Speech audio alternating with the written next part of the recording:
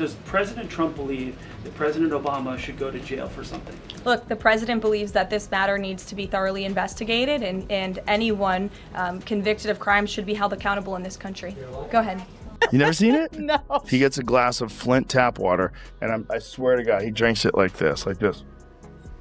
Flushes. Can I get some water? I really did need a glass of water. This is not a stunt.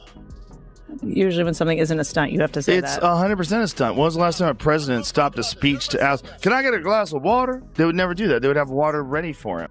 He was once the poster boy for modern leadership, but Joe Rogan and Karoline Leavitt just ripped that poster in half and set it ablaze. Barack Obama's carefully polished legacy, long wrapped in shine and applause, didn't stand a chance as they tore through it with surgical precision. No soft jabs, this was a direct hit on everything the media tiptoed around. When the dust settled, there was no spin, no spectacle, just the raw truth, echoing louder than any line Obama ever. Read from a teleprompter. President Trump never had anything to do with Russia, and the Russia collusion hoax was a massive fraud perpetuated on the American people from the very beginning. And the worst part of this is Obama knew that truth, and so did all of the other corrupt officials involved in this scam, including former CIA Director John Brennan, former Director of National Intelligence James Joan Rivers said that Michelle Obama was a man before she died. When was that a joke? I thought it was a joke. I thought it was a joke too, but the way she said it wasn't like jokey. She was like, oh, come on, everybody knows Michelle Obama's the man. Like, remember that? Yeah, like, would Big Mike for that? Well, Barack Obama, long hailed as the master of looking in control while accomplishing next to nothing, is back in the hot seat this time, under fire from Joe Rogan and Karoline Leavitt. Together, they blast a harsh light on the hollow showmanship that masqueraded as leadership.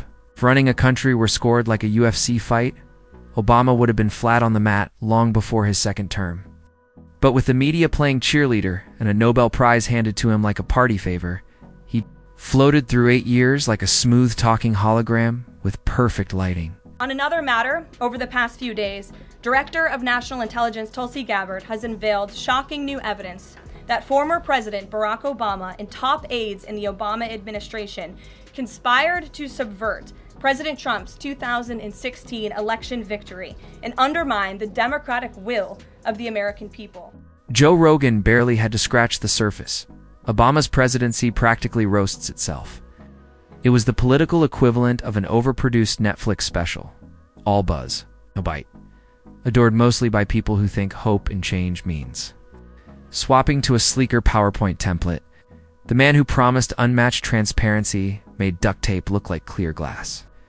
From the Fast and Furious debacle to the NSA spying circus, his administration turned yes, we can into nope.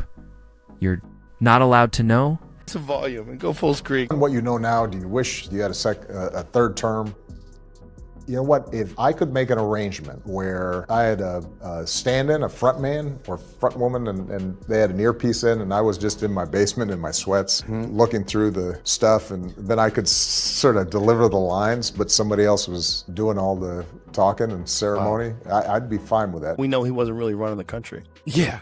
We used to think he was actually running the country, and now they're like, no, he didn't even see those executive orders. That was all auto pen. Karoline Leavitt, armed with razor-sharp Gen Z instincts, didn't need a decade of glowing headlines to see through the facade. While legacy media fawned over Obama's perfect pant crease and cinematic walks across the White House lawn, she was busy dismantling what proved to be a masterclass in political theater. Under his watch, America resembled a viral Instagram influence. Photogenic and utterly hollow once you scraped away the filters. And I would just like to point out that the judge in this case is essentially trying to say that the president doesn't have the executive authority to deport foreign terrorists from our American soil. That is an egregious abuse of the bench. This judge does not have that authority. It is the opinion of this White House and of this administration, and that's why we're fighting this in court. And it's very, very clear that this is an activist judge who is trying to usurp the president's authority. Under the Alien Enemies Act, the president has this power, and that's why this deportation campaign has continued. Let's not kid ourselves, the economy under Obama wasn't some masterstroke of brilliance. He inherited a wreck and handed off a limp, sluggish recovery that barely limped forward. Blame was pinned on George Bush, while credit was claimed.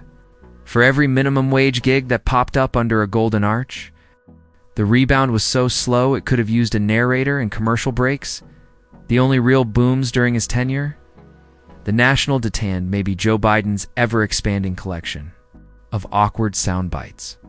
It's fun because things are actually happening. Very different than most of the time when people get elected. And I will shut down the Federal Department of Education, and we will move everything back to the state. Most of the time when people get elected, they claim all these things when they're running for president. Then they get into office and not much changes. Individualize education and do it with the love for their children. And in fact, a lot of what they campaigned on, they don't practice at all. Great example is the Obama administration. The Hope and Change website had to be changed because there was a bunch of stuff in there about whistleblowers. I don't think Mr. Snowden was a patriot. I called for a thorough review of our surveillance operations before Mr. Snowden made the release. My preference would have been for a lawful, orderly examination of these laws. Protecting whistleblowers, which they didn't do at all. It was one of the worst administrations. Rogan said what everyone was already thinking: Obama could turn any disaster into a poetic monologue and still walk away without fixing a thing. He could launch a drone strike one day and win an Emmy for the voiceover the next. His foreign policy, a masterclass in missteps. Libya went up in flames. Syria unraveled. And that infamous red line, more like a pink doodle on a cocktail napkin. Under Obama, drone strikes flew more often than Delta Airlines. While he delivered polished speeches about diplomacy, behind the scenes, he was running a real-life version of Call of Duty, except with actual lives on the line. Entire wedding parties were wiped out, and the media shrugged it off like background noise. Then came the race card. Obama turned racial tension into political currency, cashing in on division with a smile. Every crisis became a pulpit moment. Every tragedy a campaign backdrop. By the time he left office, he hadn't just normalized division, he'd made it fashionable. Unity became a playlist he never bothered to finish. It's so interesting when you play people clips of Obama talking about the importance of securing the border. I like to play those clips. And sounds just like you Trump. Play the statistics of how many people they sent back and telling people to not come over with their children, that they'll be separated from their children. It's one of those things where people don't like that. They don't like to see that. It really is deeply disturbing to them that Obama campaigned on this idea of protecting our border. Because we all used to agree on it. Yeah, you know, but it became a racial issue with Trump. Under Obama, the IRS didn't just audit, they hunted.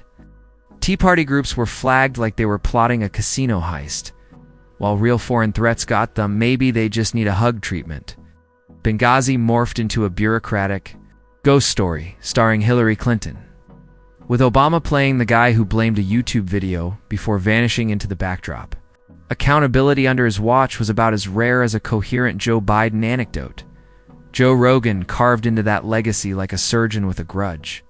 The Obamacare rollout, a digital train wreck that looked like it was coded by teenagers with AOL, dial-up, and a group project due at midnight.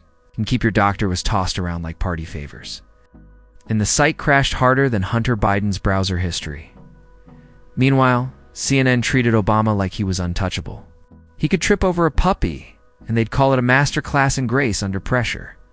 His playlists got more airtime than his policies, and his basketball shots were covered like Pentagon intelligence briefings. Behind the glow, journalists were wiretapped, and whistleblowers were treated like rogue agents in a bad Marvel reboot.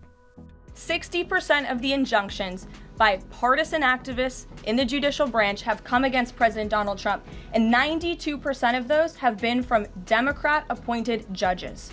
This is a clear, concerted effort by leftists who don't like this president and are trying to impose or slow down his agenda. Karoline Leavitt cut straight through the cult-like haze that surrounded Obama. He wasn't just a president, he was a premium brand, complete with a sleek logo, merch, and a base fueled more by vibes than policy. It wasn't governance. It was mood curation. The iconic head tilt, the slow, deliberate clap, the speeches that dripped with syrupy charm yet meant nothing on paper, while middle America faced job loss and cultural upheaval. Obama was clinking glasses with celebrities and basking in his own charisma. The White House under his watch felt more like a pop culture set, half late-night cameo, half Spotify mood board. It was the presidency as a reality show, glossy, scripted, and empty at the core. People bowed to a man who spoke like a savior, but moved like a ghost in the bureaucracy, floating above the grind while delivering poetic unity lines. Meanwhile, the nation beneath him cracked slow, deep, and quiet like an iPhone hitting concrete from orbit, and no amount of charm could glue it back together. Paul, just flashback to 2016 and the years after, the entire Trump 1 presidency was embroiled in this scandal that was perpetuated by the Democrat Party. And you had major Democrat Party officials in this city, namely Adam Schiff, Hillary Clinton, Elizabeth Warren, who went on television and told the American people Donald Trump is an asset of Russia. Let's not forget Obama's cozy tech bro romance with Silicon Valley. Under his watch, big tech transformed into the Frankenstein we know today, bloated, untouchable, and always listening. Google and Facebook might as well have had reserved cabinet seats, data privacy, barely an afterthought. His administration paved the golden brick road for surveillance capitalism, complete with a smile and bow tie for flair. The same folks who couldn't launch a healthcare website without crashing it somehow managed to hoard metadata like Paycomin cards in 1999. Karoline went straight for the jugular. For all the poetic speeches about protecting democracy, Obama also presided over some of the boldest constitutional sidesteps in recent memory. Executive orders flew like parade candy. If Congress didn't move, he did. Legality optional. Meanwhile, his inner circle thrived. Wall Street feasted while regular Americans got a side of moral lectures about doing their part. He bailed out the banks, ignored the wreckage of the housing crisis, and then had the audacity to scold struggling families about fiscal responsibility. It was like getting mugged and then being told to thank the thief for not breaking the window on his way out. The optics were polished, but the outcomes told a harsher truth. It was like getting mugged and being told you should thank the thief for not smashing the window on his way out. Obama, during this Kamala Harris administration, it changed my opinion of that guy. I don't understand how we got so toxic, so divided, and so bitter. And He said he wanted generals like Adolf Hitler had. Donald Trump said that. Did you have a high opinion of him before? Yeah, I did. I did, just as an intelligent person, a statesman. He's probably like caught up in the system. It's very difficult to make real meaningful change. You think you're going to do something, and then you get into office, and you're like, oh, God, what a quagmire this place is. But watching him just straight up lie about Trump. The childish nicknames, the crazy conspiracy theories, this weird obsession with crowd sizing. Joe Rogan didn't need to twist a single fact. Obama had a knack for turning national crises into polished PR moments. Take Flint, Michigan. He waltzed in, took a staged sip of contaminated water, flashed that signature grin, and vanished like a magician who moonlighted in branding seminars. It was the political equivalent of a TED Talk on how to look concerned without actually fixing anything. Karoline wasn't about to ignore the irony. This was the same man who ran on closing Guantanamo Bay, yet it remained open when he left. And change aged about as well as milk left in a parked car. His presidency. Heavy on optics, light on results. While the media churned out love letters to his historic legacy. Everyday Americans were left asking a fair question. What actually improved, besides his post-presidency speaking fees? And now, with whispers of a third term floating around, his presence still hovers over the Biden White House. It feels less like a fresh administration and more like a stale rerun, same scripts, same awkward delivery. Rogan nailed it. Obama was never the great reformer. It was the prototype for the celebrity president, not draining the swamp, teaching it how to filter, hashtag, and post. Did you take any comfort from knowing that Obama, when he was running for office and in his Hope and Change website, he had provisions to protect whistleblowers and provisions to reward people? Right? I mean, do you remember all that? I mean, it was eventually redacted, or he eventually deleted it from the website. But that disappeared it from the website. Yes, but that was a big part of his program, or what he was running on, was that when people were exposing unlawful activity, he was going to protect those people. Did you take any comfort Obama in that? Also campaigned. Well, Obama also, during his campaign, said he campaigned actively against the warrantless wiretapping the Bush. Joe Rogan delivered the knockout punch.